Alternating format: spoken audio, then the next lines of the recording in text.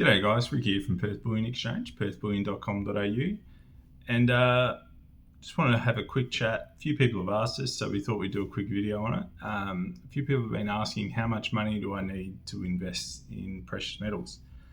Now, whilst there's probably some anecdotal figures that might make a little bit more sense if you're looking at getting into metals, you can actually start, say silver half ounces, which are about, $35 at the moment, Australian, that is. They are a bit of a premium though. So, and same with gold, you can start with a 1 gram gold, which is, $180 odd dollars, mid 180s at the moment.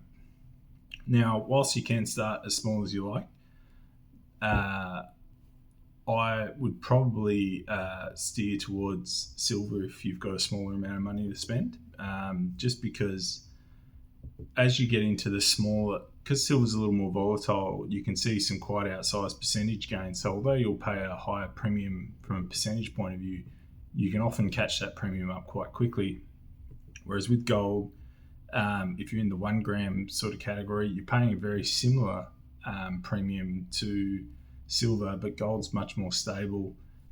Whilst it does go up also, and it's gone up consistently, the price movements aren't as aggressive. So therefore, to see your premium back takes a little bit longer. Now, I would probably advise anyone to have, sort of $10,000 to $20,000, and that might take you a long time to get there in precious metals. And again, this is not financial advice. It's just my opinion, because that allows you to sort of go like, okay, I can get some lower premium gold, maybe in a half ounce, 1 ounce format. And you can also get some low premium silver, in say 1 kilo bars is probably the best size for most people. So whilst you can start at any amount, and I'd encourage most people, even if they feel like, I can't afford to get into metals, you can start small. You can always start small. But if you have got the capacity to, I would probably advise, I wouldn't advise because I'm not allowed to give financial advice, but my opinion would be to go for, to aim to spend that $10,000 to $20,000 mark, because that'll allow you to crack into some of the lower premium products. And you get a little bit more bang for your buck when you get into like kilo bars or 1 ounce gold pieces. So if you don't have a lot of funds, don't be discouraged. There are smaller options.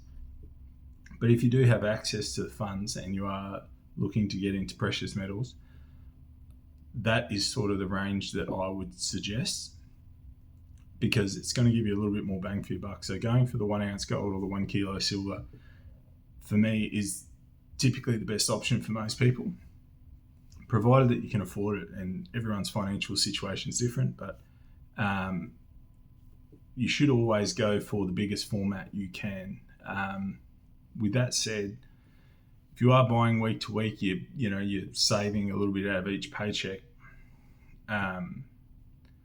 I've watched a few videos online and they've done the math, and it typically works out that you are, if you were to say buy quarter ounces every month as opposed to buying a full ounce every 4 months, you would actually be in front to date on buying the quarter ounces, because you're in the market for longer. So the first quarter ounce you bought might have already gone up $30, $40 and you'd already get your premium back, as opposed to, waiting till the end and buying it all in one hit. In a market where the metals are going up in price, you're missing out on some gains.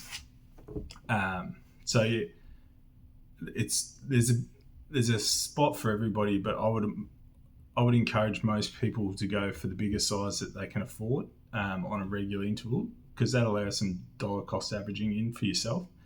But also it means that you're paying minimum premium that you possibly can to get into the metals for the amount of weight that you can afford. So if you can afford a 5 grammer every fortnight, buy 5 grammers. We do have some people come and buy, and each person to their own. We have had people come and buy, 10 1 grammers, And without knowing those people's specifics around their requirements and why they might be going down that path, potentially they're splitting it up and giving it to different family members, and that's completely fine. But we'll often try and talk to those people and convince them to maybe go for 1 10-grammer, because whilst we're a business and we're here to make money, we want our customers to see a return on their investments. So in the future that they can continue to be a customer of ours and be happy with their investment. So by buying single grammars as opposed to buying a 10-gram bar, you're paying significantly higher premium. So my biggest piece of advice would be to always target the biggest format of whatever metal it is that you're looking to buy.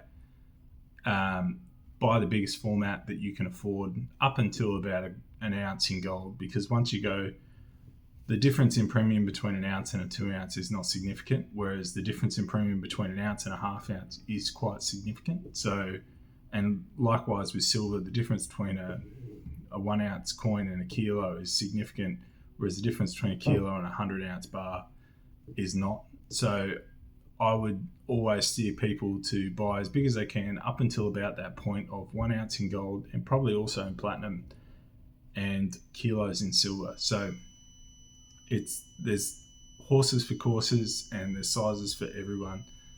But I just wanted to sort of highlight the fact that, you should be trying to target the biggest format that you can up until those sizes. And you will see better returns in the long run, because we often have some people come in, buy 1 grammers, and then, potentially they come back and sell them in 3 months, 4 months time. The issue with that is that whilst the metals have gone up quite a bit, the premiums on a 1 gram are so high that they're break even, or they've maybe made $1 or $2. So the other thing with metals is that you need to view metals as a 3 to 5 year investment. So I know everyone likes to silver to $500 an ounce and things like that, and it may well happen, but it could take 10 to 15 years to do that. So just a bit of a cautionary on that front as well, that if you're buying metals, don't expect to see a price doubling by the end of the year and things like that. Take a bit of a long-term view, and when you buy metals, sort of always look that you're going to be holding them. I don't think you should be buying metals unless you're planning to hold them for 3 to 5 years as the minimum. 10 years is fantastic. Like, if you can have that level of forethought to have purchased to hold for 10 years, then it's hard to imagine that you won't be doing well in 10 years' time. But that's about it from us, guys. Appreciate you watching. Please like, share, subscribe if you're not already, and we'll see you all next time.